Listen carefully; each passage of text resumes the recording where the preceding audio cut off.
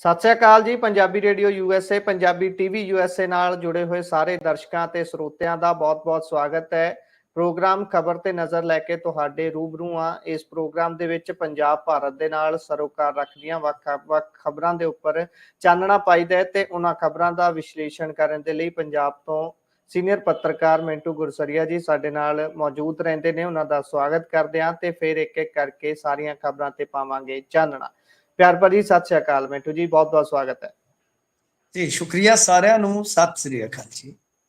ਜੀ ਸੋ ਮਿੰਟੂ ਜੀ, ਰੁਕ ਕਰੀਏ ਆਪਾਂ ਖਬਰਾਂ ਦਾ। ਤਾਂ ਪੰਜਾਬ ਦੇ ਵਿੱਚ ਜਿਹੜੀ ਚੀਜ਼ ਨੂੰ ਲੈ ਕੇ ਦੌੜ ਭੱਜ ਸਰਕਾਰੀ ਧਿਰ ਦੀ ਵੀ ਲੱਗੀ ਹੋਈ ਹੈ ਤੇ ਵਿਰੋਧੀ ਧਿਰ ਵੀ ਪੱਬਾਂ ਭਾਰ ਹੈ, ਜ਼ਿਮਨੀ ਚੋਣਾਂ ਤੇ ਇਹਨਾਂ ਦੇ ਹੁਣ ਯਕਦਮ ਤਰੀਕਾਂ ਬਦਲਣ ਵਾਲਾ ਬੰਬ ਫਟਿਆ ਜੀ। ਇਹਦਾ ਮੁੱਖ ਕਾਰਨ ਕੀ ਹੈ ਤੇ ਹੁਣ ਤਰੀਕਾਂ ਕਿਹੜੀਆਂ ਨਿਰਧਾਰਿਤ ਕੀਤੀਆਂ ਗਈਆਂ ਨੇ?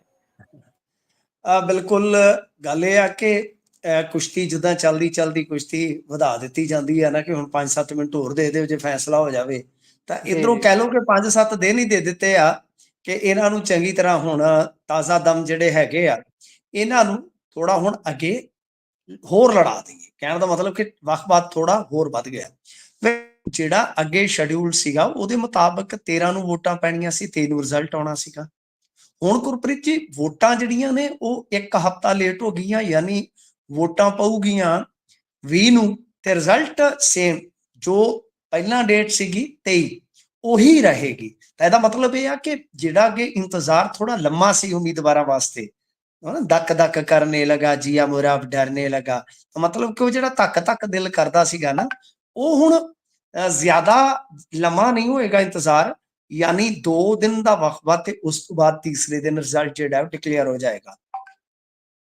ਹੁਣ ਜੋ ਇਹਦਾ ਤੁਸੀਂ ਕਾਰਨ ਪੁੱਛਿਆ ਕਿ ਕਾਰਨ ਕੀ ਰਹੇ ਨੇ, ਸਰ ਮੇਨਲੀ ਤਾਂ ਆਪਾਂ ਜੇ ਦੇਖੀਏ ਤਾਂ ਇੱਕ ਪੱਤਰ ਇਹਦੇ ਤੇ ਆਪਾਂ ਆਧਾਰ ਬਣਾ ਸਕਦੇ ਹਾਂ, ਕਿਉਂਕਿ ਜਿਹੜਾ ਬਰਨਾਲਾ, ਡੇਰਾ ਬਾਬਾ ਨਾਨਕ, ਚੱਬੇਵਾਲ ਤੇ ਗਿੱਦੜਬਾਹਾ ਚ ਇਲੈਕਸ਼ਨ ਹੋਣੇ ਆ। ਤੁਸੀਂ ਦੇਖੋ ਨਾ ਕਿ ਇਹ ਆਪਣੇ ਜੇ ਮਾਝੇ ਨੂੰ ਦੇਖੀਏ, ਦੁਆਬੇ ਨੂੰ ਦੇਖੀਏ ਤੇ ਮਾਲਵੇ ਨੂੰ ਦੇਖੀਏ, ਤਿੰਨਾਂ ਹੀ ਖੇਤਰਾਂ ਦੀਆਂ ਸੀਟਾਂ ਨੇ। ਉਹਦੇ ਚ ਕੀ ਆ ਕਿ ਪ੍ਰਤਾਪ ਸਿੰਘ ਬਾਜਵਾ ਹੋਰਾਂ ਨੇ ਬੀਤੇ ਦਿਨੀ ਚੋਣ ਕਮਿਸ਼ਨ ਨੂੰ ਇੱਕ ਲੈਟਰ ਲਿਖਿਆ ਸੀਗਾ। ਉਹਦੇ ਵਿੱਚ ਉਹਨਾਂ ਨੇ ਇਹ ਮੰਗ ਕੀਤੀ ਸੀ ਕਿ ਇਲੈਕਸ਼ਨ ਦੀ ਤਰੀਕ ਜਿਹੜੀ ਆ ਉਹ ਬਦਲੀ ਜਾਵੇ, ਤਬਦੀਲ ਕੀਤੀ ਜਾਵੇ। ਉਹਨਾਂ ਵੱਲੋਂ ਜਿਹੜੀ ਦਲੀਲ ਦਿੱਤੀ ਗਈ ਸੀ ਉਹ ਇਹ ਸੀ ਕਿ 15 ਨਵੰਬਰ ਨੂੰ ਗੁਰੂ ਨਾਨਕ ਜੀ ਦਾ ਪ੍ਰਕਾਸ਼ ਦਿਹਾੜਾ ਹੈ। ਪ੍ਰਕਾਸ਼ ਦਿਹਾੜਾ 3 ਦਿਨ ਚੱਲਦਾ ਜੀ, ਜਿਸ ਦੀ ਸ਼ੁਰੂਆਤ ਜਿਹੜੀ ਆ ਉਹ 13 ਨਵੰਬਰ ਤੋਂ ਅਖੰਡ ਪਾਠ ਸਾਹਿਬ ਦੇ ਜ਼ਰੀਏ ਹੋ ਜਾਂਦੀ ਹੈ। ਤਾਂ ਉਸ ਦਿਨ ਤੁਸੀਂ ਪੋਲਿੰਗ ਰੱਖੀ ਆ, ਯਾਨੀ ਗੁਰੂ ਘਰਾਂ ਦੇ ਵਿੱਚ ਲੋਕਾਂ ਨੇ ਸੇਵਾ ਕਰਨੀ ਹੈ ਜਾਂ ਸਾਰਾ ਕੁਝ ਜਿਹੜਾ ਸਟਾਰਟ ਹੋਏਗਾ। ਤਾਂ ਇਹ ਤੋਂ ਬਾਅਦ ਜਿਵੇਂ ਆਪਾਂ ਦੇਖ ਰਹੇ ਹਾਂ ਤਾਂ ਇਹ ਤਰੀਕ ਬਦਲੀ ਜਾਂਦੀ ਆ। ਤਾਂ ਹੁਣ ਵੈਸੇ ਤੇ ਜੇ ਦੇਖੀਏ ਤਾਂ ਹੋਰ ਵੀ ਵਿਧਾਨ ਸਭਾ ਜਿਹੜੀਆਂ ਨੇ ਉਹ ਜ਼ਿਮਨੀ ਚੋਣਾਂ ਹੈਗੀਆਂ ਪੂਰੇ ਇੰਡੀਆ 'ਚ, ਪਰ ਇੱਥੇ ਜੇ ਆਪਾਂ ਗੱਲ ਕਰੀਏ ਕਿ ਚੋਣ ਕਮਿਸ਼ਨ ਨੇ ਉੱਤਰ ਪ੍ਰਦੇਸ਼ ਤੇ ਨਾਲ ਕੇਰਲ, ਯਾਨੀ ਕੁੱਲ ਮਿਲਾ ਕੇ ਪੰਜਾਬ ਦੀਆਂ 4 ਇਹ ਕੱਢ ਦਿਓ, 11 ਦੂਜੀਆਂ ਸੀਟਾਂ ਜਿਹੜੀਆਂ ਨੇ ਇਹਨਾਂ ਤੇ ਇਹ ਜਿਹੜੀ 13 ਤਰੀਕ ਵਾਲੀ ਤਰੀਕ ਸੀਗੀ ਪਹਿਲਾਂ, ਉਹਨੂੰ ਰੀਸ਼ਡਿਊਲ ਕਰਦੇ ਹਾਂ 20 ਨਵੰਬਰ ਕਰ ਦਿੱਤੀ ਹੈ। ਤਾਂ ਰਿਜ਼ਲਟ ਜਿਹੜਾ ਮੈਂ ਜਿਵੇਂ ਤੁਹਾਨੂੰ ਕਿਹਾ ਕਿ ਇਹ 23 ਨੂੰ ਹੀ ਆਏਗਾ। ਤੇ ਦੂਸਰੇ ਪਾਸੇ ਵੀ ਜੇ ਤੁਸੀਂ ਦੇਖੋਗੇ ਤਾਂ ਗੱਲ ਇਹ ਆ ਕਿ ਇਹ ਜੋ ਤਰੀਕਾਂ ਦਾ ਤਬਾਦਲਾ ਹੋਇਆ, ਤਰੀਕਾਂ ਦਾ ਬਦਲਾਅ ਹੋਇਆ, ਇਹਦੇ 'ਚ ਜੇ ਭਾਜਪਾ ਦਾ ਵੇਖੋਗੇ, ਕਾਂਗਰਸ ਦਾ ਵੇਖੋਗੇ, RLD, ਬਸਪਾ, ਇਹਨਾਂ ਨੇ ਵੀ ਦੂਜੇ ਸਟੇਟਾਂ 'ਚ, ਅਦਰ ਸਟੇਟਾਂ 'ਚ ਮੰਗ ਰੱਖੀ ਆ ਜੀ। ਤਾਂ ਚੋਣ ਕਮਿਸ਼ਨ ਨੇ ਇਹਨਾਂ ਮੰਗਾਂ ਨੂੰ ਮਨਜ਼ੂਰ ਕੀਤਾ ਤੇ ਇੱਕ ਤਰ੍ਹਾਂ ਨਾਲ ਕਹਿ ਲਓ ਕਿ ਜਿਵੇਂ ਤੁਸੀਂ ਕਿਹਾ ਕਿ ਬੜਾ ਸਾਰਿਆਂ ਨੂੰ ਅੱਜ ਹੈਰਾਨ ਕਰਨ ਵਾਲਾ ਇਹ ਫੈਸਲਾ ਸੀਗਾ, ਤਾਂ ਬਿਲਕੁਲ ਉਹਨਾਂ ਨੇ ਇੱਕ ਸਰਪ੍ਰਾਈਜ਼ ਹੀ ਦਿੱਤਾ। ਪਰ ਇਹ ਆ ਕੋਈ ਲੰਮਾ ਚੌੜਾ ਇਲੈਕਸ਼ਨ ਟਲਿਆ ਨਹੀਂ ਹੈ, ਬਸ ਇਹ ਆ ਕਿ 13 ਤੋਂ ਡੇਟ ਪੋਲਿੰਗ ਦੀ ਜਿਹੜੀ ਆ ਉਹ 20 ਕਰ ਦਿੱਤੀ ਹੈ, ਰਿਜ਼ਲਟ 23 ਨੂੰ ਹੀ ਆਏਗਾ ਜੀ। ਸੋ ਵੇਖਾਂਗੇ ਹੁਣ ਇੱਕ ਹਫ਼ਤਾ ਜਿਹੜਾ ਵਾਧੂ ਮਿਲ ਗਿਆ ਉਹਦੇ 'ਚ ਕਿੰਨਾ ਕੁ ਜ਼ੋਰ ਲੱਗਦਾ ਹੈ। ਜ਼ੋਰ ਪੈਸੇ ਪੱਖੋਂ ਵੀ ਖੂਬ ਲੱਗਦਾ ਹੁੰਦਾ ਹੈ ਤੇ ਜ਼ਿਮਨੀ ਚੋਣ ਤਾਂ ਫਿਰ ਵੈਸੇ ਵੀ ਕਿਹਾ ਜਾਂਦਾ ਹੈ ਵੀ ਸਿਰ ਧੜ ਦੀ ਬਾਜੀ ਹੁੰਦੀ। ਬੇਸ਼ੱਕ ਸਰਕਾਰ ਬਣਾਉਣ ਦੇ ਵਿੱਚ ਵੱਡਾ ਰੋਲ ਨਹੀਂ ਹੁੰਦਾ ਇਹਨਾਂ ਜ਼ਿਮਨੀ ਚੋਣਾਂ ਦਾ, ਪਰ ਸਰਕਾਰ ਦੀ ਕਾਰਗੁਜ਼ਾਰੀ ਕਿੱਦਾਂ ਦੀ ਹੈ ਉਹ ਨਿਰਧਾਰਿਤ ਹੋ ਜਾਂਦੀ ਇੱਕ ਵਾਰੀ ਵੀ ਕਿੰਨਾ ਕੁ ਸਮਾਂ ਜਿਹੜਾ ਕੱਢਿਆ ਉਹ ਕਿੱਦਾਂ ਦਾ ਰਿਹਾ। ਪਰ ਆਪਾਂ ਚੱਲਦੇ ਹਾਂ ਅੱਗੇ ਜੀ, ਗਿੱਦੜਬਾਹੇ ਦੀ ਹੀ ਗੱਲ ਕਰਦੇ ਹਾਂ। ਤਾਂ ਬਿੱਟੂ ਨੇ ਗਿੱਦੜਬਾਹੇ ਤੋਂ ਠੋਕਿਆ ਮੁੱਖ ਮੰਤਰੀ ਦਾ ਦਾਅਵਾ ਜੀ। ਦੇਖੋ ਇਹ ਵੀ ਕਹਿ ਲਓ ਕਿ ਇੱਕ ਮਿਸਾਲ ਹੀ ਹੈ ਕਿ 1995 ਦੇ ਵਿੱਚ ਮਨਪ੍ਰੀਤ ਬਾਦਲ ਨੇ ਰਵਨੀਤ ਬਿੱਟੂ ਦੇ ਦਾਦਾ ਬੇਅੰਤ ਸਿੰਘ ਨੂੰ ਹਰਾਇਆ ਸੀਗਾ ਜੀ ਤੇ ਉਸ ਜਿੱਤ ਨੇ ਇਹਨਾਂ ਦਾ ਰਾਹ ਪੱਧਰਾ ਕਰ ਦਿੱਤਾ ਤੇ ਫਿਰ ਮੁੜ ਕੇ ਸਰਕਾਰ ਵੇਖ ਲਓ ਕਿ 97 ਚ ਅਕਾਲੀ ਦਲ ਦੀ ਆ ਗਈ ਆ। ਹੁਣ ਉਸੇ ਹੀ ਜਗ੍ਹਾ ਤੇ ਜਾਂ ਕਹਿ ਲਓ ਕਿ ਬਈ ਉਸੇ ਹੀ ਰਸਤਿਆਂ ਤੇ ਰਵਨੀਤ ਬਿੱਟੂ ਤੇ ਜੋ ਸਿਆਸਤ ਦੇ ਮਿਰਜ਼ਾ ਗਾਲਬ ਕਹਿ ਜਾਂਦੇ ਨੇ ਮਨਪ੍ਰੀਤ ਬਾਦਲ ਉਹ ਬਗਲਗੀਰ ਹੋ ਕੇ ਤੁਰੇ ਫਿਰਦੇ ਆ, ਯਾਨੀ ਇਕੱਠੇ ਪੱਪੀਆਂ ਜੱਫੀਆਂ ਪੂਰੀਆਂ ਪੈ ਗਈਆਂ। ਯਾਨੀ ਸਮਾਂ ਦੇਖੋ, ਸਮੇਂ ਦੀ ਚਾਲ ਦੇਖੋ ਕਿਸ ਤਰ੍ਹਾਂ ਦੀ ਹੁੰਦੀ ਆ। ਇਹਨਾਂ ਨੇ ਹੁਣ ਰਵਨੀਤ ਬਿੱਟੂ ਪਿਛਲੇ ਕਈ ਦਿਨਾਂ ਤੋਂ ਇੱਥੇ ਆ, ਉਹਨਾਂ ਨੇ ਜਿਹੜੀ ਗੱਲ ਕਹੀ ਆ ਉਹ ਕਹਿੰਦੇ ਆ ਕਿ ਦੇਖੋ भाई 2027 वास्ते हम भी मुख्यमंत्री के पद के दावेदार है, यानी पंजाबी च कह लीए तो वो भी कह रहे हैं कि जी आपां भी दावेदार है जी। ये तो देखो आकांक्षा ते सारियां दी हुंदी आ, जिहड़ा कोई सियासतदान आ ਉਹਨੂੰ ਇਸ ਤਰ੍ਹਾਂ ਦੇ ਅਹੁਦੇ ਚਾਹੀਦੇ ਹੁੰਦੇ ਆ, ਕੇਂਦਰ ਦੇ ਵਿੱਚ ਵਜ਼ਾਰਤ ਮਿਲ ਜਾਵੇ, ਕੋਈ ਮੁੱਖ ਮੰਤਰੀ ਬਣਾ ਦੇਵੇ, ਸਾਰਿਆਂ ਦੀ ਆ ਬਾਈ, ਸਾਰਿਆਂ ਦੀ ਇਹ ਲਲਕ ਤੇ ਹੁੰਦੀ ਆ। ਇਹਨਾਂ ਦੀ ਗੱਲ ਜਿਹੜੀ ਜ਼ੁਬਾਨ ਤੇ ਆ ਗਈ ਆ। ਦੇਖੋ ਰਵਨੀਤ ਬਿੱਟੂ ਨੂੰ ਉਹ ਕਿੰਨਾ ਕੁ ਅੱਗੇ ਲੈ ਜਾਂਦੇ ਆ ਤੇ ਮੈਂ ਨਹੀਂ ਕਹਿ ਸਕਦਾ, ਪਰ ਮੈਂ ਬਹੁਤ ਪਹਿਲਾਂ ਕਿਹਾ ਸੀਗਾ ਕਿ ਰਵਨੀਤ ਬਿੱਟੂ ਦੀ ਜਿਸ ਤਰ੍ਹਾਂ ਭਾਜਪਾ 'ਚ ਐਂਟਰੀ ਹੋਈ ਆ, ਜਿਸ ਤਰ੍ਹਾਂ ਕਹਿ ਲਓ ਕਿ ਰਵਨੀਤ ਬਿੱਟੂ ਨੂੰ ਲਿਆਂਦਾ ਗਿਆ, ਜਿਸ ਚੈਨਲ ਦੇ ਥਰੂ ਲਿਆਂਦਾ ਗਿਆ, ਉਹ ਵੀ ਮੈਨੂੰ ਪਤਾ ਹੈ। ਤੇ ਅੱਜ ਕੱਲ ਉਹਨਾਂ ਦਾ ਅਖਬਾਰ ਜਿਹੜਾ ਪਹਿਲੇ ਪੰਨੇ ਤੇ ਰਵਨੀਤ ਬਿੱਟੂ ਦੀ ਖਬਰ ਛਾਪਦਾ ਹੈ। ਜੇ ਥੋੜੀ ਜਿਹੀ ਘੋਖ ਕਰੋਗੇ ਤੇ ਤੁਹਾਨੂੰ ਪਤਾ ਲੱਗ ਜਾਏਗਾ ਕਿ ਸਾਰੀਆਂ ਕਹਿ ਲਓ ਸੈਟਿੰਗਾਂ ਕਿੱਥੋਂ ਹੋਈਆਂ ਸੀਗੀਆਂ। ਤਾਂ ਗੱਲ ਇਹ ਆ ਕਿ ਰਵਨੀਤ ਬਿੱਟੂ ਨੂੰ ਲਿਆਂਦਾ ਗਿਆ। ਉਸ ਤੋਂ ਬਾਅਦ ਤੁਸੀਂ ਦੇਖਿਆ ਹੋਣਾ ਕਿ ਜਿਵੇਂ ਹੀ ਅਮਰੀਕਾ ਦੇ ਵਿੱਚ ਰਾਹੁਲ ਗਾਂਧੀ ਗਏ ਸੀਗੇ ਤਾਂ ਰਾਹੁਲ ਗਾਂਧੀ ਤੋਂ ਬਾਅਦ ਜਿਹੜਾ ਇੱਕ ਵਿਵਾਦ ਉੱਥੇ ਤੁਹਾਨੂੰ ਪਤਾ ਹੀ ਹੈ ਨਾ ਸਪੀਚ ਉਪਰੰਤ ਹੋਇਆ ਸੀਗਾ, ਤਾਂ ਉਹਦੇ ਵਿੱਚ ਸਭ ਤੋਂ ਜ਼ਿਆਦਾ ਰਵਨੀਤ ਬਿੱਟੂ ਹੋਰਾਂ ਨੇ ਕੜੀ ਵੀ ਖੋਲੀ ਸੀ, ਯਾਨੀ ਬਿਨਾਂ ਸਿਰਾਂ ਪੈਰਾਂ ਤੋਂ ਬਸ ਚੱਕੀ ਆਏ ਸੀ ਕੰਮ। ਤਾਂ ਗੱਲ ਇਹ ਆ ਕਿ ਜੇ ਕੱਲ ਨੂੰ ਜੇ ਆਪਾਂ 27 ਦੀ ਗੱਲ ਕਰੀਏ ਤਾਂ ਕੱਲ ਨੂੰ ਮੰਨ ਲਓ ਕੋਈ ਪੋਲਰਾਈਜੇਸ਼ਨ ਦੀ ਗੇਮ ਚੱਲਦੀ ਆ ਯਾਨੀ ਵੱਡੇ ਪੱਧਰ ਤੇ, ਤਾਂ ਉੱਥੇ ਰਵਨੀਤ ਬਿੱਟੂ ਚਿਹਰਾ ਹੋ ਵੀ ਸਕਦਾ ਗੁਰਪ੍ਰੀਤ ਜੀ, ਇਹਦੇ 'ਚ ਕੋਈ ਸ਼ੱਕ ਨਹੀਂ ਹੈ ਜੀ। ਇਹਦੇ 'ਚ ਕੋਈ ਆਪਾਂ ਇਹ ਨਾ ਸਮਝੀਏ ਕਿਉਂਕਿ ਮਾਮਲੇ ਕੱਲ ਨੂੰ ਕਿੱਧਰ ਨੂੰ ਤੁਰ ਜਾਣੇ ਆ ਇਹਦੀ ਕੋਈ ਗਰੰਟੀ ਨਹੀਂ, ਇਹਦੀ ਕੋਈ ਗਰੰਟੀ ਨਹੀਂ ਹੈ।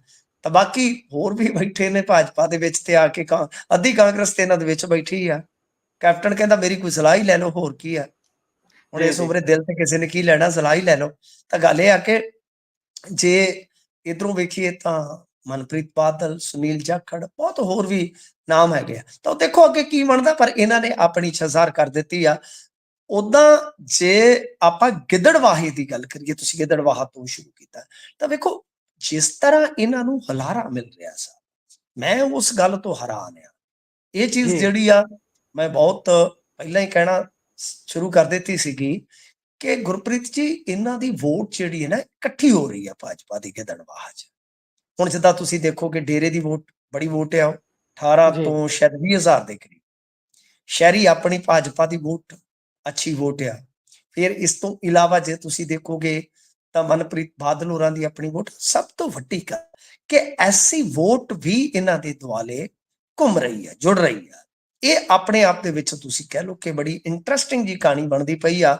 ਪਿੰਡਾਂ ਦੇ ਵਿੱਚ ਜਾ ਰਹੇ ਕਿਉਂਕਿ ਗਿੱਦੜਵਾ ਹਲਕਾ ਇਸ ਤਰ੍ਹਾਂ ਦਾ ਹੈ, ਮੈਂ ਤੁਹਾਨੂੰ ਥੋੜਾ ਜਿਹਾ ਦੱਸ ਦੇਵਾਂ ਕਿ ਗਿੱਦੜਵਾ ਕੋਈ ਸ਼ਹਿਰ ਬਹੁਤਾ ਵੱਡਾ ਸ਼ਹਿਰ ਨਹੀਂ ਹੈ ਜੀ, ਮਤਲਬ ਕਿ ਕੁਝ ਹਜ਼ਾਰ ਵੋਟਾਂ ਨੂੰ ਛੱਡ ਦਈਏ 1,66,000 ਦੇ ਵਿੱਚੋਂ ਤਾਂ ਬਾਕੀ ਸਾਰੀ ਵੋਟ ਪੇਂਡੂ ਵੋਟ ਆ। ਤਾਂ ਪਿੰਡਾਂ ਦੇ ਵਿੱਚ ਜਿਸ ਤਰ੍ਹਾਂ ਇਹਨਾਂ ਨੇ ਆਪਣਾ ਨੈਟਵਰਕ ਸਥਾਪਿਤ ਕੀਤਾ, ਸਲੀਪਰ ਸੈੱਲ ਜਿਹੜੇ ਸਾਰੇ ਸੀਗੇ ਉਹ ਜਗਾਏ ਆ, ਤਾਂ ਮੈਨੂੰ ਲੱਗਦਾ ਕਿ ਉਮੀਦ ਵੀ ਇਹਨਾਂ ਨੂੰ ਜਗੀ ਆ ਕਿ ਅੱਛੀ ਖਾਸੀ, ਚਲੋ ਜਿੱਤ ਕਈ ਵਾਰ ਆਪਾਂ ਨੂੰ ਕਹਿ ਲਓ ਕਿ ਦੂਰ ਲੱਗਦੀ ਹੁੰਦੀ ਆ, ਹਾਲ ਦੀ ਘੜੀ ਆ, ਸੰਭਵ ਤਾਂ ਨਹੀਂ ਮੈਂ ਕਹਿ ਸਕਦਾ, ਕਿਸੇ ਵਾਸਤੇ ਵੀ ਸ਼ਬਦ ਇਸ ਤਰ੍ਹਾਂ ਦਾ ਇਸਤੇਮਾਲ ਨਾ ਹੀ ਕਰੇਗੇ ਦੜਬਾਈ ਚ ਤਾਂ ਠੀਕ ਆ। ਤਾਂ ਗੱਲ ਇਹ ਆ ਕਿ ਇਹ ਜ਼ਰੂਰ ਆ ਕਿ ਇਹਨਾਂ ਨੇ ਵੋਟ ਆਪਣੇ ਆਲੇ ਦੁਆਲੇ ਇਕੱਠੀ ਵਾਵਾ ਕਰ ਲਈ ਆ। ਤੇ ਸਭ ਤੋਂ ਮੈਂ ਜਿਹੜੀ ਤੁਹਾਨੂੰ ਇੱਕ ਵਿਚਲੀ ਗੱਲ ਦੱਸ ਰਿਹਾ ਉਹ ਇਹੋ ਆ ਕਿ ਚਲੋ ਦੂਜੀ ਵੋਟ ਤੇ ਆਪਾਂ ਦੇਖਦੇ ਹਾਂ ਭਾਜਪਾ ਨੂੰ ਘੁੰਮ ਘੁਮਾ ਕੇ ਟੁੱਟ ਜੁੜ ਕੇ ਆ ਜਾਂਦੀ ਆ, ਪਰ ਐਸੀ ਵੋਟ ਜਿਹੜੀ ਹੈ ਉਹ ਇਹਨਾਂ ਵੱਲ ਝੁਕ ਰਹੀ ਆ ਪੰਜਾਬ 'ਚ, ਉਹ ਇੱਕ ਤਰ੍ਹਾਂ ਨਾਲ ਕਹਿ ਲਓ ਕਿ ਭਾਜਪਾ ਵਾਸਤੇ ਅੱਛੀ ਗੱਲ ਆ, ਕਿਉਂਕਿ ਜਿਵੇਂ ਜਿਵੇਂ ਇਹ ਵੋਟ ਜਿਹੜੀ ਅੱਗੇ ਵੱਧਦੀ ਤੁਰੀ ਜਾਏਗੀ ਤਾਂ ਆਉਣ ਵਾਲੇ ਸਮੇਂ ਦੇ ਵਿੱਚ ਫਿਰ ਤੁਹਾਨੂੰ ਪਤਾ ਹੈ ਕਿ ਇੱਥੇ ਇੱਕ ਵੱਖਰੀ ਕਿਸਮ ਦੀ ਰਾਜਨੀਤੀ ਵੇਖਣ ਨੂੰ ਮਿਲ ਸਕਦੀ ਹੈ, ਜਿਹਦੇ ਵਿੱਚ ਜੋ ਸਿਆਸਤ ਅੰਦਰ ਜੱਟ ਡੋਮੀਨੈਂਸ ਹੈ ਉਸ ਨੂੰ ਚੈਲੰਜ ਕੀਤਾ ਜਾ ਸਕਦਾ ਹੈ, ਜਾਂ ਉਹਦਾ ਨੈਰੇਟਿਵ ਜਿਹੜਾ ਹੈ ਨਾ ਉਹਦਾ ਉਲਟਾ ਦਿੱਤਾ ਜਾ ਸਕਦਾ ਜੀ। ਜੋ ਜੇ ਆਪਾਂ ਇਹਨੂੰ ਮੋਟਾ ਕਹਿਣਾ ਹੋਵੇ ਕਿ ਮਿੰਟੂ ਜੀ ਇਹਨੂੰ ਪੋਲਰਾਈਜੇਸ਼ਨ ਨਾਲ ਜੋੜਿਆ ਜਾ ਸਕਦਾ, ਵੀ ਪੋਲਰਾਈਜੇਸ਼ਨ ਹੀ ਹੈ ਇਹ? ਫਿਰ ਪੋਲਰਾਈਜੇਸ਼ਨ ਦੇਖੋ ਗੁਰਪ੍ਰੀਤ ਜੀ, ਪੰਜਾਬ ਦੇ ਵਿੱਚ ਕਦੇ ਵੀ ਹਿੰਦੂ ਸਿੱਖ ਦੀ ਪੋਲਰਾਈਜੇਸ਼ਨ ਨਹੀਂ ਹੋ ਸਕਦੀ।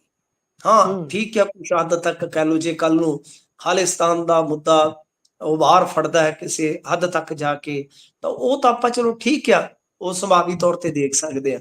ਬਟ ਜੇ ਆਪਾਂ ਅੱਜ ਦੀ ਤਰੀਕ 'ਚ ਜਿੱਥੇ ਹੈਗੇ ਆ, ਜੇ ਤੁਸੀਂ ਅੱਜ ਦੀ ਡੇਟ ਦੇ ਵਿੱਚ ਵੇਖੋਗੇ ਤਾਂ ਉੱਥੇ ਪੋਲਰਾਈਜੇਸ਼ਨ ਇਹ ਅਸੰਭਵ ਹੈ, ਕਿਉਂਕਿ ਇੱਥੇ ਦਾ ਜਿਹੜਾ ਕਲਚਰ ਹੈ ਇੱਕ ਵੱਖਰਾ ਕਲਚਰ ਹੈ, ਤੁਹਾਨੂੰ ਪਤਾ ਹੀ ਹੈ, ਇਤਿਹਾਸ ਹੈ ਇਹਨਾਂ ਦਾ, ਇਹਨਾਂ ਦੀ ਕਹ ਲਓ ਕਿ ਆਪਸ ਦੇ ਵਿੱਚ ਸਾਂਝ ਬੜੀ ਪੀਢੀ ਆ।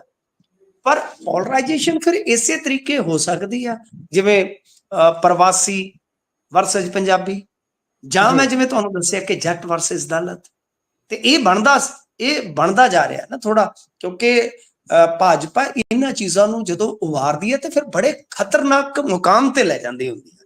ਐਸਾ ਨਹੀਂ ਹੈ, ਜਦੋਂ ਇਹ ਸੋਸ਼ਲ ਇੰਜੀਨੀਅਰਿੰਗ ਕਰਦੇ ਆ ਨਾ ਗੁਰਪ੍ਰੀਤ ਜੀ, ਫਿਰ ਜਦੋਂ ਇਹ ਪ੍ਰਯੋਗਸ਼ਾਲਾ 'ਚ ਆ ਕੇ ਪ੍ਰਯੋਗ ਕਰਦੇ ਆ ਤਾਂ ਫਿਰ ਇੱਕ ਤਰ੍ਹਾਂ ਨਾਲ ਕਹਿ ਲਓ ਕਿ ਧੂਕੇ ਮੁੱਦਾ ਬਣ ਜਾਂਦਾ ਹੈ। ਸੋ ਇਸ ਕਰਕੇ ਇਹ ਚੀਜ਼ ਜਿਹੜੀ ਹੈ, ਉਹ ਤੁਸੀਂ ਇੱਕ ਛੋਟੀ ਜਿਹੀ ਮਿਸਾਲ ਲਓ, ਇਸ ਵੇਲੇ ਕੈਨੇਡਾ ਦੇ ਵਿੱਚ ਅੱਜ ਇੱਕ ਸ਼ਾਇਦ ਅੰਦਰ ਦੇ ਮਾਮਲੇ 'ਚ, ਉਹ ਮੈਨੂੰ ਸਾਰਾ ਪਤਾ ਨਹੀਂ ਹੈ ਮਾਮਲੇ ਦਾ, ਪਰ ਉਹ ਦੇਖੋ ਤੁਸੀਂ ਯਕਦਮ, ਕਿਉਂਕਿ ਹੁਣ ਟਾਈਮਿੰਗ ਕੁਝ ਇਸ ਤਰ੍ਹਾਂ ਦੀ ਹੈ ਕਿ ਤੁਸੀਂ ਵੇਖੋ ਕਿ ਯਕਦਮ ਪ੍ਰਾਈਮ ਟਾਈਮ ਦੇ ਵਿੱਚ ਉਹ ਸਾਰੀਆਂ ਜਗ੍ਹਾ ਤੇ ਪ੍ਰੋਗਰਾਮ ਚਲਾਤਾ ਹੈ। ਯਾਨੀ ਇੰਡੀਆ ਨੇ ਇੱਕ ਤਰ੍ਹਾਂ ਨਾਲ ਕਹਿ ਲਓ ਕਿ ਇਸ ਘਟਨਾ ਨੂੰ ਇੱਕ ਵੱਡੇ ਪੱਧਰ ਤੇ ਪੇਸ਼ ਕਰਤਾ। ਇਹੀ ਚੀਜ਼ ਹੁੰਦੀ ਆ, ਜਦੋਂ ਪੋਲਰਾਈਜੇਸ਼ਨ ਹੋਣੀ ਹੋਈ ਨਾ ਸਰ, ਲੋਕਾਂ ਨੂੰ ਦਿਸਣਾ ਹੀ ਇਹ ਆ ਜੀ, ਇਹ ਅੱਖਾਂ ਦੇ ਨਜ਼ਾਰੇ ਬਦਲ ਦਿੰਦੇ ਨੇ ਸਰ, ਇਹ ਅੱਖਾਂ ਦੇ ਨਜ਼ਾਰੇ ਹੀ ਬਦਲ ਦਿੰਦੇ। ਤੁਹਾਡੇ ਮੋਬਾਈਲ ਤੇ ਵੀ ਉਹੀ ਕੁਝ ਹੁੰਦਾ ਜਾਏਗਾ, ਤੁਹਾਡੇ ਟੈਲੀਵਿਜ਼ਨ ਤੇ ਉਹ ਵੀ ਸਭ ਕੁਝ ਹੁੰਦਾ ਜਾਏਗਾ, ਤੇ ਤੁਹਾਡੀਆਂ ਗੱਲਾਂ ਬਾਤਾਂ 'ਚ ਵੀ ਉਹ ਆ ਜਾਏਗਾ ਜੀ। ਸੋ ਭਾਜਪਾ ਤਾਂ ਮਸ਼ੀਨਰੀ ਬਹੁਤ ਵਰਤਦੇ ਆ ਜੀ, ਮਸ਼ੀਨਰੀ ਬਹੁਤ ਵਰਤਦੇ ਆ ਜੀ, ਜਾਣਿਆ ਜਾਂਦਾ ਹੈ ਝੰਡਾ ਥਰੋ ਕਰਨ ਦੇ ਲਈ ਭਾਜਪਾ ਅੱਗੇ ਰਹਿੰਦੀ ਹੈ ਹਮੇਸ਼ਾ, ਆਪਾਂ ਦੇਖਦੇ ਹੀ ਆ। ਤੇ ਹੁਣ ਚਲੀਏ ਅੱਗੇ ਜੀ, ਮਾਨ ਨੇ ਭਰੀ ਹੈ ਬਰਨਾਲੇ ਤੋਂ ਹੰਕਾਰ ਜੀ। ਦੇਖੋ ਕਾਦੀ ਹੰਕਾਰ ਆ ਗੁਰਪ੍ਰੀਤ ਜੀ, ਐਵੇਂ ਬਸ ਹੁਣ ਤੇ ਜਿੱਦਾਂ ਕਹਿ ਲਈਏ ਨਾ ਕਿ ਇੱਕ ਕੈਸਟ ਆਈ ਸੀ, ਟਾਈਮ ਟਪਾ ਮਿੱਤਰਾ, ਬਹੁਤ ਸਮਾਂ ਪਹਿਲਾਂ ਜਦੋਂ ਅਸੀਂ ਜਵਾਨ ਹੁੰਦੇ ਸੀ, ਇਹ ਟਾਈਮ ਟੱਪਣ ਡਿਆ ਜੀ। ਪਹਿਲਾਂ ਬਣਨ ਦੀ ਮਜਬੂਰੀ ਸੀ ਕਿ ਮਾਨ ਦੀ, ਹੁਣ ਬਚਣ ਦੀ ਮਜਬੂਰੀ ਹੈ ਜੀ, ਹੋਰ ਕੁਛ ਨਹੀਂ ਜਾਏਗਾ। ਮੇਰੇ ਕੋਲ ਜੋ ਰਿਪੋਰਟ ਆ, ਜਿਹੜਾ ਅੱਜ ਸ਼ਾਮੀ ਬਰਨਾਲੇ ਇਹਨਾਂ ਦਾ ਰੋਡ ਸ਼ੋ ਹੋਇਆ ਸਰ, 100 ਮੀਟਰ ਲੰਬਾ ਰੋਡ ਸ਼ੋ ਸੀ, ਸਿਰਫ 30 ਮਿੰਟੋਂ ਚੱਲਿਆ ਮਸੀਂ ਜੀ, ਤੇ ਬਰਨਾਲੇ ਹਲਕੇ ਤੋਂ ਬਾਹਰੋਂ ਆਇਆ ਇਕੱਠ ਲਗਭਗ 40 ਤੋਂ 50% ਸੀ ਜੀ। ਤੇ ਕਮਾਲ ਦੀ ਗੱਲ ਹੈ ਕਿ ਇਕੱਠ ਦੇ ਵਿੱਚ ਵੀ ਜੇ ਤੁਸੀਂ ਦੇਖੋਗੇ, ਇੱਕ ਫੋਟੋ ਮੈਨੂੰ ਭੇਜੀ ਹੈ ਕਿਸੇ ਸੱਜਣ ਨੇ, ਉਹਦੇ 'ਚ 100-150 ਸਿਵਲ ਵਰਦੀ 'ਚ ਲਾਲ ਪੱਗਧਾਰੀ ਪੁਲਿਸ ਹੈ, ਤੇ 30-40 ਮਿੰਟ ਦੇ ਇਸ ਇਵੈਂਟ ਵਾਸਤੇ ਤੁਸੀਂ ਵੇਖਿਆ ਹੋਣਾ ਕਿ ਉੱਥੇ ਬਰਨਾਲੇ ਦੇ ਵਿੱਚ ਲੋਕਾਂ ਨੂੰ ਟਿੰਡੀ ਦੇ ਬੀਜ ਤੇ ਚੜਾ ਰੱਖਿਆ ਇਹਨਾਂ ਨੇ।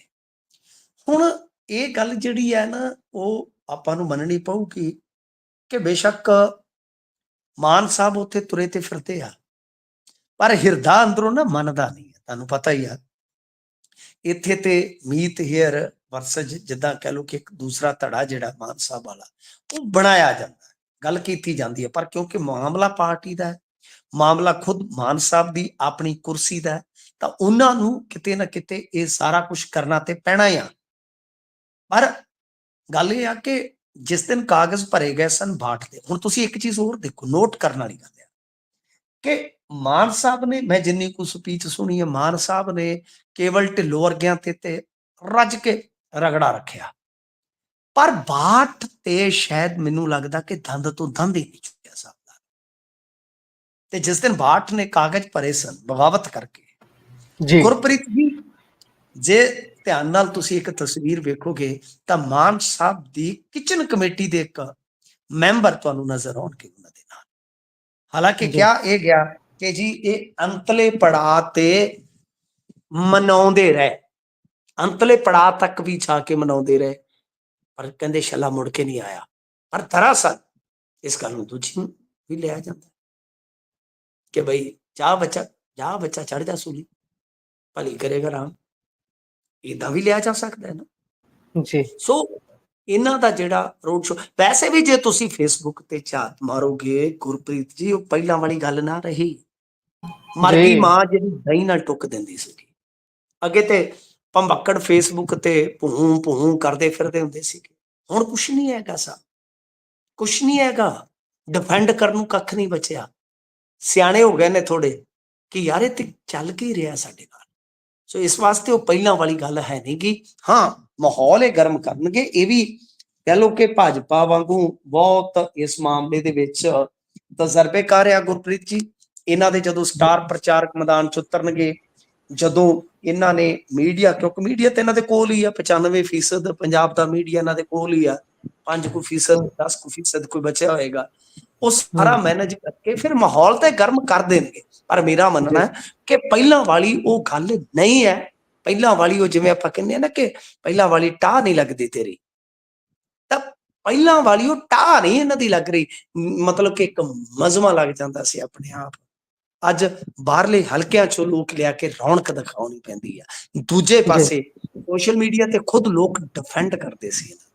ਅੱਜ ਉਹ ਜਿਹੜੇ ਵਿਚਾਰੇ ਹੈਗੇ ਉਹ ਸ਼ੁਤਮ ਜੇ ਹੋ ਜਾਂਦੇ ਆ ਕਿ ਕਿਤੇ ਕਿਸੇ ਮੁੱਦੇ ਤੇ ਸਾਨੂੰ ਕੋਈ ਸਿਆਣ ਨਾ ਲਵੇ, ਬਸ ਚੁੱਪ ਕਰਕੇ ਬਹਿ ਜਾਓ। ਆਈਡੀਆਂ ਉਡੀਆਂ ਵੀ ਬਦਲ ਲੈਂਦੇ ਆ ਕਿ ਸਿਆਣ ਨਾ ਲੈਣ ਕਿ ਅਸਲੀ ਆਈਡੀ ਤੋਂ ਆ, ਤੇ ਉਹ ਕਿਤੇ ਸਵਾਲ ਨਾ ਦਾਗ ਦੇਣ ਕਿ ਇਹਦਾ ਜਵਾਬ ਦੇ ਮਾੜਾ।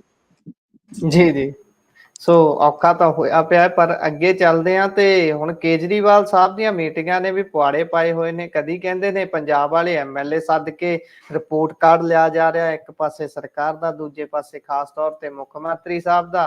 ਤੇ ਹੁਣ ਮਜੀਠੀਆ ਸਾਹਿਬ ਨੇ ਵੀ ਨਿਸ਼ਾਨਾ ਦਾਗਤਾ ਸੀ, ਕਹਿੰਦੇ ਪੰਜਾਬ ਵਾਲੇ ਸਾਰੇ ਅਫਸਰ ਸੱਦੇ ਜਾ ਰਹੇ ਨੇ। ਪਰ ਹੁਣ ਮੀਟਿੰਗਾਂ ਨੇ ਕਿਹੜਾ ਪੁਆੜਾ ਪਾਇਆ ਜੀ? ਨਹੀਂ, ਬਿਲਕੁਲ ਇਹੀ ਗੱਲ ਆ। ਇਹ ਅਸਲ ਦੇ ਵਿੱਚ ਕੀ ਆ ਕਿ ਵੀਕਐਂਡ ਤੇ ਬੜੀ ਗਰਮ ਖਬਰ ਸੀਗੀ। ਵੈਸੇ ਗਰਮ ਨਹੀਂ, ਇਹ ਪੰਜਾਬੀਆਂ ਵਾਸਤੇ ਮੈਂ ਕਹੂੰਗਾ ਕਿ ਸ਼ਰਮ ਵਾਲੀ ਖਬਰ ਹੀ ਆ। ਗਰਮ ਨਹੀਂ ਕਹਿ ਸਕਦੇ, ਪਰ ਸ਼ਰਮ ਹੈ ਕਿ ਉनको ਆਤੀ ਨਹੀਂ। ਜਿਨ੍ਹਾਂ ਨੂੰ ਵੋਟਾਂ ਦੇ ਕੇ ਲੋਕਾਂ ਨੇ ਪੰਜਾਬ ਦੇ ਹਿੱਤ ਸੁਰੱਖਿਅਤ ਰੱਖਣ ਵਾਸਤੇ ਪਾਵਰ ਦਿੱਤੀ, ਚਾਬੀਆਂ ਦਿੱਤੀਆਂ, ਸਭ ਕੁਝ ਦਿੱਤਾ, ਉਹਨਾਂ ਨੇ ਮੂੰਹ ਚ ਘੁੰਗੜੀਆਂ ਦਿੱਤੀਆਂ ਨੇ ਆਪਦੇ। ਤੁਸੀਂ ਹਿਸਾਬ ਲਾ ਲਓ। ਦੇਖੋ, ਹਾਈ ਕਮਾਨ ਕਲਚਰ ਜਿਹੜਾ ਹੁੰਦਾ ਉਹਦੇ ਵਿੱਚ ਤਾਬੇਦਾਰ ਤੇ ਹੁੰਦੇ ਆ, ਇਹਨਾਂ ਨੂੰ ਜਾਣਾ ਪੈਂਦਾ। ਕਾਂਗਰਸੀ ਹੋਣ, ਭਾਜਪਾ ਵਾਲੇ ਹੋਣ, ਦਿੱਲੀ ਜਿਵੇਂ ਕਹਿੰਦੇ ਆ ਨਾ, ਪੈਰ ਜੁੱਤੀ ਨਾ ਪਾਵਾਂ ਸੱਦੀ ਹੋਈ ਮਿੱਤਰਾਂ ਦੀ, ਇਹਨਾਂ ਨੂੰ ਜਾਣਾ ਪੈਂਦਾ ਹੈ। ਪਰ ਅਸਲ ਚ ਕੀ ਆ ਕਿ ਕਦੇ ਇਸ ਤਰ੍ਹਾਂ ਤੁਸੀਂ ਸੁਣਿਆ ਕਿ ਅਫਸਰ ਹੀ ਉੱਥੇ ਤਲਬ ਕਰ ਲਏ ਜਾਣ? ਇਹਨਾਂ ਨੇ ਇੱਕ ਟਕਵੰਜ ਜਿਹਾ ਬਣਾਇਆ, ਨਾਟਕ ਬਹੁਤ ਤਗੜਾ ਕਰਦੇ ਨੇ ਸਾਹਿਬ। ਇਹਨਾਂ ਨੂੰ ਤੇ ਕਿਤੇ ਕਹਿ ਲਓ ਕਿ ਸਿਆਸੀ ਨਾਟਕਾਂ ਚ ਕਿਤੇ ਕੋਈ ਕੰਪੀਟੀਸ਼ਨ ਚ ਘਲਾ ਦਿਓ ਤੁਸੀਂ, ਜਿਵੇਂ ਗ੍ਰੈਮੀ ਗਰੂਮੀ ਮਿਲਦੇ ਨੇ, ਇਹ ਪੱਕਾ ਲੈ ਕੇ ਆਉਣ। ਜੀ ਜੀ ਜੇ ਕੋਈ ਸਿਆਸਤ ਦਾ ਇਸ ਤਰ੍ਹਾਂ ਦਾ ਕੋਈ ਅਵਾਰਡ ਫੰਕਸ਼ਨ ਰੱਖ ਦਿੱਤਾ ਜਾਵੇ। ਹੁਣ MOU ਆਖੇ ਜੀ ਅਸੀਂ ਨੌਲੇਜ ਸ਼ੇਅਰਿੰਗ ਦਾ MOU ਸਾਈਨ ਕੀਤਾ, ਉਹ ਆਹੀ ਸੀਗਾ ਸਰ। ਜਦੋਂ ਮਰਜ਼ੀ ਬੁਲਾ ਲਓ। ਸਭ ਮੈਂ ਵਾਰ-ਵਾਰ ਕਹਿਣਾ CM ਸਾਹਿਬ ਦੀ ਜਿਹੜੀ ਕਹਿ ਲਓ ਕਿ ਸਾਈਕਲ ਚੱਲਦੀ ਸੀ, ਉਹਦੇ ਕੁੱਤੇ ਫੇਲ ਹੋ ਚੁੱਕੇ ਨੇ। ਸਾਈਕਲ ਚੱਲੀ ਜਾ ਰਿਹਾ, ਤੁਹਾਨੂੰ ਪਤਾ ਹੀ ਆ, ਪੈਡਲ ਉਦਾਂ ਹੀ ਘੁੰਮੀ ਜਾ ਰਹੇ ਨੇ। ਬਸ ਸਾਨੂੰ ਲੱਗਦਾ ਕਿ CM ਸਾਹਿਬ ਸਾਈਕਲਿੰਗ ਕਰ ਰਹੇ ਨੇ, ਪਰ ਕੁੱਤੇ ਫੇਲ ਹੋ ਚੁੱਕੇ ਨੇ। ਇਹ ਪਤਾ ਨਹੀਂ ਚੱਕਾ ਚੁੱਕਾ ਕਿਹੜੇ ਵੇਲੇ ਐ ਖੁੱਲ ਕੇ ਤੇ ਖੇਤਾਂ ਖੂਤਾਂ ਨੂੰ ਜਾ ਵੜਨਾ ਕਦ। ਸੋ ਇਹ ਸੂਰਤ ਹਾਲ ਹੈ ਕਿ ਸਾਡੇ ਅਫਸਰਾਨ ਜਿਹੜੇ ਆ ਉਹ ਦਿੱਲੀ 'ਚ ਜਾ ਕੇ ਮੁੱਖ ਮੰਤਰੀ ਜਿਹੜੇ ਉੱਥੋਂ ਦੇ ਰਹੇ ਨਹੀਂ, ਜਿਨ੍ਹਾਂ ਨੂੰ ਆਪਣੀ ਗੱਦੀ ਛੱਡਣੀ ਪਈ, ਜੋ ਇੱਕ ਕਥਿਤ ਘੁਟਾਲੇ ਦੇ ਵਿੱਚ ਨਾਮਜ਼ਦ ਨੇ ਸਾ, ਜ਼ਮਾਨਤ ਤੇ ਨੇ, ਉਹਨਾਂ ਤੋਂ ਜਾ ਕੇ ਹੁਕਮ ਲੈਣੇ ਪੈ ਰਹੇ। ਸਭ ਕੁਝ ਵੀ ਨਹੀਂ ਜੇ ਅੰਦਰ। ਮੈਂ ਗੁਰਪ੍ਰੀਤ ਜੀ ਬਹੁਤ ਅੰਦਰ ਤੱਕ ਦੀਆਂ ਗੱਲਾਂ ਜਾਣਦਾ। ਕਿਸੇ ਟਾਈਮ ਆਉਣ ਤੇ ਮੈਂ ਸਾਰੀਆਂ ਖੋਲ ਵੀ ਦੇਵਾਂਗਾ, ਸਭ ਨੂੰ ਪਤਾ, ਦੋਸਤਾਂ ਨੂੰ ਮੈਂ ਦੱਸਦਾ ਰਹਿਣਾ ਹੁੰਦਾ। ਜੇ ਉਹ ਚੀਜ਼ਾਂ ਸਹੀ ਨੇ ਜੋ ਅਸੀਂ ਸੁਣਦੇ ਆ ਇਹਨਾਂ ਦੇ, ਤਾਂ ਮੇਰੇ ਖਿਆਲ ਦੇ ਨਾਲ ਤੁਸੀਂ ਉਹ ਦੇਖਿਆ ਹੋਣਾ ਜਦੋਂ ਚੌਲ ਬਣਦੇ ਆ ਪੰਜਾਬ ਦੇ ਵਿੱਚ, ਜੀ ਦੇਗ ਕਾੜਦੇ ਆ ਨਾ ਆਪਾਂ, ਦੇਗ ਲੱਥਦੀ ਆ ਜਦੋਂ, ਤੇ ਚੌਲ ਜਦੋਂ ਖਤਮ ਹੋ ਜਾਂਦੇ ਤੇ ਥੱਲੇ ਉਹ ਦੇਗ ਦੇ ਲੱਗੀ ਨਹੀਂ ਰਹਿੰਦੀ ਘਰੋੜੀ ਜੀ, ਜਿਹਨੂੰ ਆਪਾਂ ਕਹਿੰਦੇ ਆ, ਘਰੋੜ ਕੇ ਜੀ ਉਹ ਪਾਈ ਦੀ। ਇਹਨਾਂ ਨੇ ਉਹ ਵੀ ਹੂੰਝ ਕੇ ਲੈ ਜਾਂਦੀ। ਜਦੋਂ ਬਿਊਰੋਕਰੇਟ ਸੀ ਉਹਨਾਂ ਦਾ, ਹੁਣ ਆਪਾਂ ਨੂੰ ਵੀ ਪਤਾ ਹੈ ਜੋ ਮੱਖਣ ਮਲਾਈ ਇਕੱਠਾ ਹੁੰਦਾ ਹੈ ਉਹ ਕੌਣ ਕਰਦਾ ਹੈ? ਜੀ ਮੈਂ ਅੱਗੇ ਕਿਹਾ, ਉਹ ਮੈਂ ਫਿਰ ਆਪਦਾ ਜੁਮਲਾ ਦੁਬਾਰਾ ਬੋਲ ਦਿੰਦਾ। ਇਹ ਜ਼ਰੂਰੀ ਨਹੀਂ ਕਿ ਜੁਮਲਾ ਬੋਲਣ ਦਾ ਠੇਕਾ ਕੇਜਰੀਵਾਲ ਤੇ ਮੋਦੀ ਹੋਰਾਂ ਨੇ ਲਿਆ, ਅਸੀਂ ਕਿਉਂ ਨਹੀਂ ਬੋਲ ਸਕਦੇ ਕਿ ਬਈ ਪਹਿਲਾਂ ਬਣਨ ਨੂੰ ਸੀ, ਹੁਣ ਬਚਨ ਨੂੰ ਨੇ ਮਾਨ ਸਾਹਿਬ, ਜੀ ਹੁਣ ਜੀ ਕੁਛ ਨਹੀਂ ਕਰ ਸਕਦੇ। ਸੋ ਇਹਨਾਂ ਦੀਆਂ ਆਪਣੀਆਂ ਬਹੁਤ ਮਜਬੂਰੀਆਂ, ਇਹ ਕੰਮ ਇਦਾਂ ਹੀ ਚੱਲੂਗਾ। ਉਹਨਾਂ ਨੇ ਡਾਇਰੈਕਟਲੀ ਲਗਾਮ ਹਾਸਲ ਕਰ ਲਈ ਆ। ਆਦਿਲ ਬੈਠਾ ਚੰਡੀਗੜ੍ਹ ਦੇ ਵਿੱਚ, ਪਾਠਕ ਬੈਠਾ, ਵੈਭਵ ਬੈਠਾ, ਆਤਸ਼ੀ ਬੀਬੀ ਵੀ ਆ ਜਾਂਦੀ ਸੀ ਅੱਗੇ, ਤੇ ਉਹ ਥੋੜੇ ਰਜੇਵੇਂ ਚ ਆ। ਯਾਨੀ 4 ਚਫੇਰਿਓਂ ਪੰਜਾਬ ਤੇ ਉਹਨਾਂ ਦੀ ਬਿਲਕੁਲ ਕਹਿ ਲਓ ਕਿ ਪ੍ਰਭਾਵੀ ਹਕੂਮਤ ਹੈ। ਜਿਸ ਤਰ੍ਹਾਂ ਚਾਹਣ ਉਸ ਤਰ੍ਹਾਂ ਕੰਮ ਚੱਲੂਗਾ। ਇਹ ਕੁੱਤੇ ਫੇਲ ਹੋਏ ਵਾਲੀ ਸਾਈਕਲ ਜਿਹੜੀ ਆ ਉਹ ਬਰੋਬਰ ਜ਼ਰੂਰ ਸਾਨੂੰ ਦਿਖਦੀ ਪਈ ਆ। ਜੀ ਸੋ ਬੜਾ ਰੌਲਾ ਪਾਇਆ ਸੀ ਪਹਿਲਾਂ ਸ਼ੁਰੂਆਤ ਚ ਐਮਓਯੂ ਸਾਈਨ ਹੈ, ਐਮਓਯੂ ਬਾਅਦ ਚੋਂ ਐਮਓਯੂ ਨੂੰ ਲੈ ਕੇ ਥੋੜਾ ਸ਼ਾਂਤ ਵੀ ਹੋਏ, ਪਰ ਇਹ ਐਮਓਯੂ ਕੱਲੇ ਦਿੱਲੀ ਨਾਲ ਹੀ ਕਿਉਂ ਹੁੰਦਾ? ਇਹ ਸਾਊਥ ਦੀਆਂ ਸਟੇਟਾਂ ਨਾਲ ਕਿਉਂ ਨਹੀਂ ਹੁੰਦਾ, ਜਿੱਥੇ ਉਹਨਾਂ ਦੇ ਗ੍ਰਾਮ ਪੰਚਾਇਤਾਂ ਦੀਆਂ ਬਹੁਤ ਚੰਗੀਆਂ ਉਦਾਹਰਨਾਂ ਨੇ, ਪਿੰਡ ਨੂੰ ਕਿੱਦਾਂ ਡਿਵੈਲਪ ਕਰਨਾ ਉਹਦੀਆਂ ਚੰਗੀਆਂ ਉਦਾਹਰਨਾਂ ਨੇ, ਪਰ ਐਮਓਯੂ ਦੇ ਪਿੱਛੇ ਕੀ ਕੁਝ ਹੈ ਉਹ ਜਿੱਦਾਂ ਤੁਸੀਂ ਦੱਸਦੇ ਹੀ ਰਹਿੰਦੇ ਆ ਕਿ ਕਈ ਕੁਝ ਹੋਰ ਕੜੀਆਂ ਕੋਲ ਰਹੀਆਂ ਨੇ। ਪਰ ਆਪਾਂ ਹੁਣ ਅੱਗੇ ਚੱਲਦੇ ਆ। ਸੋ ਦੇਖੋ ਅਗਲੀ ਇੱਕ ਨਾ ਜੀ ਜੀ ਬੜਾ ਖੂਬਸੂਰਤ ਸ਼ੇਰ ਸੀਗਾ। ਉਹ ਕਹਿੰਦੇ ਸੀਗੇ ਕਿ बड़ा शोर सुनते थे पहलू में दिल का, जी बड़ा शोर सुनते थे पहलू में दिल का, जो चीरा तो एक कतराए खून ना निकला। इत्थे कुछ भी नहीं निकलिया सा। जी मोई रीझां नाल ते दबी दलीजां नाल लोकां नाल पंजाबियां नाल हो हुई। जी जी जी सही गल है। सो अगे चलते हैं जी। पीयू सैनट ਦੀਆਂ ਚੋਣਾਂ ਤੋਂ ਫਿਰ ਕਿਨਾਰਾ ਹੋ ਗਿਆ ਜੀ।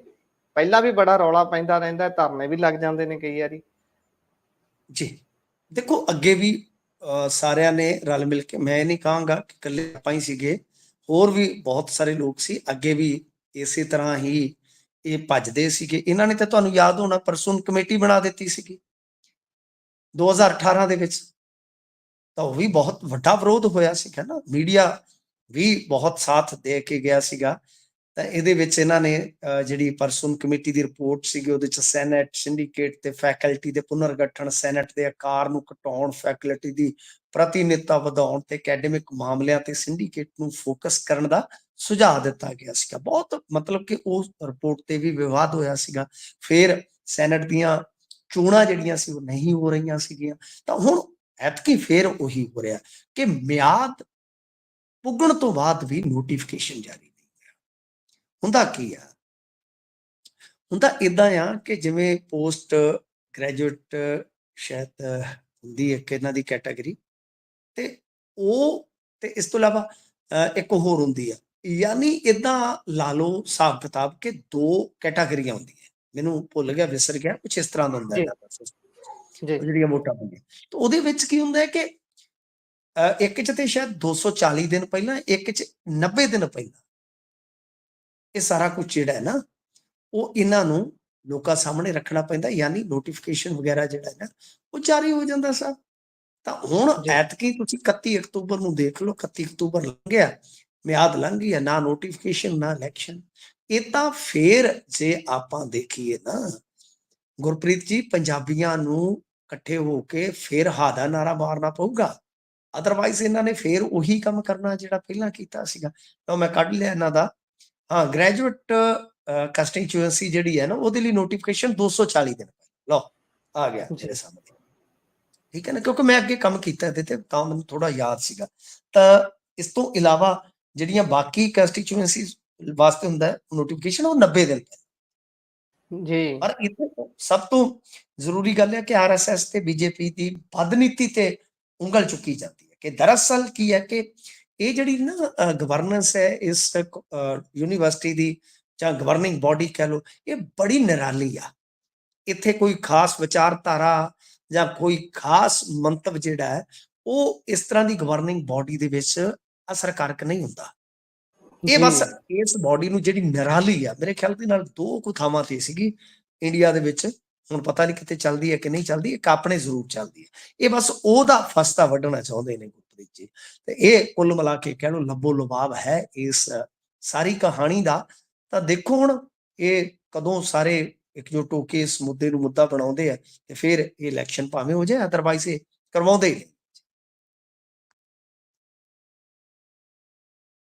ਸੋ ਅਗਲੀ ਖਬਰ ਦਾ ਆਪਾਂ ਰੁਖ ਕਰਦੇ ਹਾਂ ਤੇ ਪਰਾਲੀ ਤੇ ਸੁਪਰੀਮ ਕੋਰਟ 'ਚ ਸੁਣਵਾਈ ਹੋਈ ਹੈ ਜੀ। ਦੇਖੋ ਇਹ ਸੁਣਵਾਈਆਂ ਚੱਲੀ ਜਾਣੀਆਂ। ਹੁਣ ਵੇਖੋ 10 ਦਿਨਾਂ ਦਾ ਅੰਕੜਾ ਜਿਹੜਾ ਅਗਲੀ ਤਰੀਕ ਤੇ ਇਹਨਾਂ ਨੇ ਦੇਣਾ ਆ, ਯਾਨੀ ਹਲਫਨਾਮੇ ਦੇ ਵਿੱਚ 14 ਨਵੰਬਰ ਤਰੀਕ ਪਾਈ ਗਈ ਆ। ਅੱਜ 4 ਆ, 10 ਦਿਨ ਦਾ ਅੰਕੜਾ ਦੇਣਗੇ, 14 ਤੱਕ ਤੇ ਕੰਮ ਹੋ ਜਾਣਾ ਸਭ। 14 ਤੋਂ ਲੈ ਕੇ ਅਸੀਂ ਆ 24 ਚ ਆ ਗਏ ਆ। 1-2 ਸਾਲਾਂ ਨੂੰ ਛੱਡ ਦਈਏ ਜਦੋਂ ਵਿੱਚ ਮੀਂਹ ਪੈ ਪੂਗਾ, ਤਾਂ ਅੱਜ ਤੱਕ 10 ਸਾਲਾਂ ਚ ਆਇਓ ਹੋਇਆ ਸਾ। ਸੁਣਵਾਈਆਂ ਤੁਰੀਆਂ ਜਾਂਦੀਆਂ, ਉਹਨੇ ਚਿਰ ਨੂੰ ਸੀਜ਼ਨ ਮੁੱਕ ਜਾਂਦਾ, ਪਰਾਲੀ ਪਰੂਲੀ ਸਾੜ ਲੈਂਦੇ ਆ ਲੋਕੀ। ਦੀਵਾਲੀ ਦੇ ਮੌਕੇ ਤੇ ਮੈਨੂੰ ਤੇ ਸੱਜਣ ਮਿਲਿਆ ਤੇ ਅਸੀਂ ਹੁਣ ਆਪਦਾ ਪ੍ਰੋਗਰਾਮ ਵਗੈਰਾ ਜੋ ਹੁੰਦੇ ਆ ਕਰਕੇ ਤੇ ਨਿਕਲਦੇ ਆ ਮੀਡੀਆ ਤੇ। ਸਾਡੀ ਤਾਂ ਰੋਜ਼ ਹੀ ਦੀਵਾਲੀ ਜੀ। ਉਹ ਮੈਂ ਨਿਕਲਿਆ ਤੇ ਉਹ ਮਿਲਿਆ ਮੇਰਾ ਜਾਣੂ। ਮੈਂ ਕਿਹਾ ਕਿਵੇਂ? ਕਹਿੰਦਾ ਸਮਾਨ ਸਮੂਨ ਲੈ ਕੇ ਚੱਲੇ, ਮਤਲਬ ਠੇਕੇ ਤੋਂ। ਹਾਂਜੀ। ਕਾਹਦੇ ਲਈ? ਕਹਿੰਦਾ ਪਰਾਲੀ ਸਾੜਨੀ ਹੈ। ਕਹਿੰਦਾ ਜਸ਼ਨ ਵੀ ਹੋਊਗਾ ਨਾਲ, ਸਭ ਕੁਛ ਲਓ ਕਰ ਲਓ ਗੱਲ। ਮੈਂ ਕਿਹਾ ਵਾਹ ਭਾਈ। ਤੋ ਇਹ ਸਾਰਾ ਕੁਛ ਐਸਾ ਪਰਾਲੀ ਬਹੁਤ ਸਾੜੀ ਗਈ ਆ। ਤਾਂ ਹੁਣ ਇਹ ਆંકੜੇ ਉਂਕੜੇ ਉੱਥੇ ਜਾਣਗੇ। ਹੁਣ ਆ ਕੁਛ ਨਹੀਂ ਗੁਰਪ੍ਰੀਤ ਜੀ, ਠੋਸ ਕੋਈ ਹੱਲ ਨਹੀਂ ਹੈਗਾ। ਹੱਲ ਇਹੋ ਆ ਕਿ ਪੰਜਾਬ ਨੂੰ ਡਾਇਰੈਕਟ ਬੈਨੀਫਿਟ ਦੇ ਕੇ ਖਾਸ ਤੌਰ ਤੇ ਜਿਹੜੇ ਕਿਸਾਨ ਆ ਉਹਨਾਂ ਤੋਂ ਰਕਬਾ ਇਹ ਜਿਹੜਾ ਕਟਵਾ ਲਓ ਤਾਂ ਕਟਵਾ ਲਓ। ਹੋਰ ਹਰ ਸਾਲ ਦੀ ਇਹ ਗਰੀ ਆ, ਜਿੰਨੀ ਮਰਜ਼ੀ ਫਸਾ ਕੇ ਬਹਿ ਜਾਓ, ਅੰਤ ਚ ਕੁਛ ਨਹੀਂ ਦੇ। ਜੀ ਜੀ, ਇਹ ਤਾਂ ਹੈ। ਸੋ ਬੀਤੇ ਦਿਨ ਹੀ ਜਿਹੜਾ 1200 ਕਰੋੜ ਰੁਪਈਆ ਕਿਹਾ ਗਿਆ ਸੀ, ਸ਼ਾਇਦ ਸੁਪਰੀਮ ਕੋਰਟ ਵੱਲੋਂ ਹੀ ਆਰਡਰ ਕੀਤੇ ਗਏ ਸੀ, ਉਹਦਾ ਕੀ ਬਣਿਆ ਸਰ ਇਸ ਮਾਮਲੇ 'ਚ? ਹਾਲੇ ਤੱਕ ਉਹ ਤਾਂ ਹੁਣ ਸ਼ਾਇਦ ਸੁਣਵਾਈ ਤੋਂ ਬਾਅਦ ਸ਼ਾਇਦ ਹੋ ਜਾਏਗਾ। ਪਰ ਮੇਰੀ ਗੱਲ ਸੁਣੋ, ਪੈਸੇ ਇਹਨਾਂ ਨੂੰ ਦਿੱਤੇ ਜਾਂਦੇ, ਖਾ ਜਾਂਦੇ ਨੇ। ਅੱਗੇ ਕਾਂਗਰਸ ਵੇਲੇ ਤੁਹਾਨੂੰ ਪਤਾ ਕੀ ਹੋਇਆ, ਉਦੋਂ ਵੀ ਤੇ ਇੰਨੀ ਰਕਮ ਆਈ ਤੇ ਬਾਅਦ ਦੇ ਵਿੱਚ ਜਿਹੜੇ ਖੇਤੀ ਮੰਤਰੀ ਬਣੇ ਸਨ ਸ਼ਾਇਦ ਰਣਦੀਪ ਸਿੰਘ ਨਾਭਾ, ਤੁਹਾਨੂੰ ਪਤਾ ਉਹਨਾਂ ਨੇ ਲੈਟਰ ਲਿਖਿਆ ਬਕਾਇਦਾ ਕਿ ਇਸ ਘਪਲੇ ਦੀ ਜਾਂਚ ਕੀਤੀ ਜਾਵੇ। ਸਰ ਆਪਣੇ ਬੰਦੇ ਬਹੁਤ ਬੇਈਮਾਨ ਨੇ। ਆਪਾਂ ਐਵੇਂ ਕਹੀਏ ਨੇ ਸਾਡੇ ਬੰਦੇ ਬਹੁਤ ਮਹਾਨ ਨੇ, ਹੋਣਗੇ, ਬਟ ਵਿੱਚੋਂ ਬਹੁਤ ਜ਼ਿਆਦਾ ਬੇਈਮਾਨ ਨੇ। ਇਹੀ ਕਹਾਣੀ ਹੈ। ਜੇ 1200 ਫੇਰ ਆਏਗਾ, 1200 ਵਲੇਟ ਦੇਣਗੇ, ਉਹ ਵਲੇਟਿਆ ਜਾਊਗਾ। ਉਹ ਅੱਗੇ ਕੀ ਹੋਇਆ ਸੀ, ਫਿਜ਼ੀਕਲ ਜਦੋਂ ਵੈਰੀਫਿਕੇਸ਼ਨ ਕਰਵਾਈ ਗਈ, ਮਸ਼ੀਨਾਂ ਲੱਭੀਆਂ ਹੀ ਨਹੀਂ। ਕੋਈ ਚਾਚੀ ਦਾ ਪੁੱਤ ਲੈ ਗਿਆ, ਕੋਈ ਇੱਧਰ ਉੱਧਰ, ਸਭ ਘਪਲਾ ਕਬਾੜਾ ਚੱਲ ਪਿਆ। ਇਹ ਪੈਸਾ ਆਵੇ, ਪੈਸਾ ਸਹੀ ਢੰਗ ਨਾਲ, ਜਿਵੇਂ ਮੈਂ ਤੁਹਾਨੂੰ ਦੱਸਿਆ, ਮਸ਼ੀਨਾਂ ਨਾਲੋਂ ਡਾਇਰੈਕਟ ਬੈਨੀਫਿਟ ਦੇ ਦਿਓ ਸਿੱਧੇ, ਤੇ ਅਗਲੇ ਤੋਂ ਹਲਫਨਾਮਾ ਲੈ ਲਓ ਕਿ ਮੈਂ ਇਹ ਰਕਬਾ ਜਿਹੜਾ ਉਹ ਝੋਨੇ ਤੋਂ ਬਾਹਰ ਕੱਢੂਗਾ। ਠੀਕ ਹੈ ਨਾ ਜੀ। ਰਕਬਾ ਘਟਣਾ ਸਟਾਰਟ ਹੋ ਜਾਏਗਾ ਤਾਂ ਤੇ ਗੱਲ ਬਣ ਸਕਦੀ ਹੈ। ਅਦਰਵਾਈਜ਼ ਹਿਸਾਬ ਲਾ ਲਓ ਕਿ 1 ਕਰੋੜ ਕਿੱਲਾ ਝੋਨਾ ਆਪਾਂ ਬੀਜਦੇ ਆ, ਉਹਦੀ ਪਰਾਲੀ ਲਾ ਲਓ ਕਿ ਕੋਈ 20-30% ਕਿਤੇ ਵਿਲੇ ਲੱਗਦੀ ਹੋਊਗੀ, ਬਾਕੀ 60-70% ਪਰਾਲੀ ਜਿਹੜੀ ਆ ਉਹਦਾ ਹੱਲ ਫਿਰ ਜਿਵੇਂ ਤੁਹਾਨੂੰ ਪਤਾ ਹੀ ਆ, ਦੀਵਾਲੀ ਵਾਲੇ ਦਿਨ ਮਿੱਤਰਾਂ ਨੂੰ ਯਾਦ ਤੇਰੀ ਆਈ ਸੋਹਣੀਏ, ਦੀਵਾਲੀ ਵਾਲੇ ਦਿਨ ਖਾਂਦੇ ਹੁੰਦੇ ਸੀ ਇਕੱਠੇ ਮਠਿਆਈ ਸੋਹਣੀਏ, ਦੀਵਾਲੀ ਵਾਲੇ ਦਿਨ ਇਹ ਕਹਿ ਦਿੰਦੇ ਆ ਅੱਜ ਅੱਗ ਠੋਕ ਕੇ ਲਾਈ ਸੋਹਣੀਏ ਦੀਵਾਲੀ ਵਾਲੇ ਦਿਨ। ਜੀ। ਸੋ ਵੇਖਾਂਗੇ ਬਣਦਾ ਕੀ ਹੈ। ਵੈਸੇ ਬੀਤੇ ਦਿਨ ਹੀ ਮੈਂ ਜੋਗਿੰਦਰ ਸਿੰਘ ਉਗਰਾਹਾ ਹੋਣਾ ਦਾ ਬਿਆਨ ਸੁਣ ਰਿਹਾ ਸੀ। ਕਹਿੰਦੇ ਪਹਿਲਾਂ ਕਿਸਾਨ ਜਥੇਬੰਦੀਆਂ ਸੀ ਇਸ ਮਾਮਲੇ ਦੇ ਵਿੱਚ ਅੜੀਆਂ ਹੋਈਆਂ, ਉਹ ਵੀ ਅੜ ਜਾਂਦੀਆਂ ਸੀ ਕਿ ਅਸੀਂ ਤਾਂ ਭਾਈ ਅੱਗ ਹੀ ਲਾਉਣੀ, ਤੁਸੀਂ ਜੋ ਵੀ ਕਰ ਲਓ। ਕਹਿੰਦੇ ਪਰ ਹੁਣ ਸਟੈਂਡ ਨਰਮ ਹੈ। ਅਸੀਂ ਵੀ ਚਾਹੁੰਦੇ ਹਾਂ ਕਿ ਪਹਿਲਾਂ ਤਾਂ ਝੋਨੇ ਥੱਲੇ ਰਕਬਾ ਘਟੇ, ਉਸ ਤੋਂ ਬਾਅਦ ਜਿਹੜਾ ਪਰਾਲੀ ਨੂੰ ਅੱਗ ਲੱਗਦੀ ਹੈ ਤਾਂ ਉਹਦੇ ਤੇ ਵੀ ਕੰਮ ਹੋਵੇ, ਪਰਾਲੀ ਨੂੰ ਅੱਗ ਨਾ ਲਾਉਣ ਦੇ ਕੋਈ ਹੋਰ ਹੱਲ ਠੋਸ ਕੱਢੇ ਜਾਣ, ਸਰਕਾਰ ਮਦਦ ਕਰੇ। ਸੋ ਵੇਖਦੇ ਹਾਂ ਬਣਦਾ ਕੀ ਆ। ਸੋ ਇਸ ਗੱਲਬਾਤ ਨੂੰ ਆਪਾਂ ਇੱਥੇ ਹੀ ਵਿਰਾਮ ਦਿੰਦੇ ਹਾਂ। ਸੋ ਮਿੰਟੂ ਜੀ, ਤੁਸੀਂ ਖਬਰਾਂ ਦੇ ਉੱਪਰ ਚਾਨਣਾ ਪਾਇਆ, ਤੁਹਾਡਾ ਬਹੁਤ ਬਹੁਤ ਧੰਨਵਾਦ ਜੀ। ਪਿਆਰ ਭਰੀ ਸਤਿ ਸ੍ਰੀ ਅਕਾਲ। ਸਤਿ ਸ੍ਰੀ ਅਕਾਲ ਜੀ। ਸੋ ਇਹ ਸਾਂਝੀ ਸਾਡੇ ਨਾਲ ਮਿੰਟੂ ਗੁਰਸਰੀਆ ਜੀ। ਪ੍ਰੋਗਰਾਮ ਖਬਰ ਤੇ ਨਜ਼ਰ ਤੁਸੀਂ ਸੁਣਿਆ ਹੈ, ਵੱਖ-ਵੱਖ ਖਬਰਾਂ ਦੇ ਉੱਪਰ ਵਿਸ਼ਲੇਸ਼ਣ ਕੀਤਾ ਹੈ ਮਿੰਟੂ ਗੁਰਸਰੀਆ ਹੁਣੀ। ਪ੍ਰੋਗਰਾਮ ਤੁਹਾਨੂੰ ਕਿਹੋ ਜਿਹਾ ਲੱਗਿਆ, ਤੁਸੀਂ ਸਾਡੇ ਸੋਸ਼ਲ ਮੀਡੀਆ ਪਲੇਟਫਾਰਮ ਦੇ ਜ਼ਰੀਏ ਆਪਣੇ ਵਿਚਾਰ ਰਾਏ ਟਿੱਪਣੀਆਂ ਸਾਂਝੇ ਕਰ ਸਕਦੇ ਹੋ ਤੇ ਜੁੜੇ ਰਹੋ Punjabi radio, Punjabi TV USA ਦੇ ਸਾਰੇ ਸੋਸ਼ਲ ਮੀਡੀਆ ਪਲੇਟਫਾਰਮਸ ਦੇ ਨਾਲ। ਤੇ ਰੇਡੀਓ ਤੇ ਅਗਲੇ ਪ੍ਰੋਗਰਾਮਾਂ ਤੱਕ ਮੈਨੂੰ ਦਿਓ ਇਜਾਜ਼ਤ। ਅਲਵਿਦਾ ਚਾਹੁੰਦੇ ਹਾਂ। ਪਿਆਰ ਭਰੀ ਸਤਿ ਸ੍ਰੀ ਅਕਾਲ।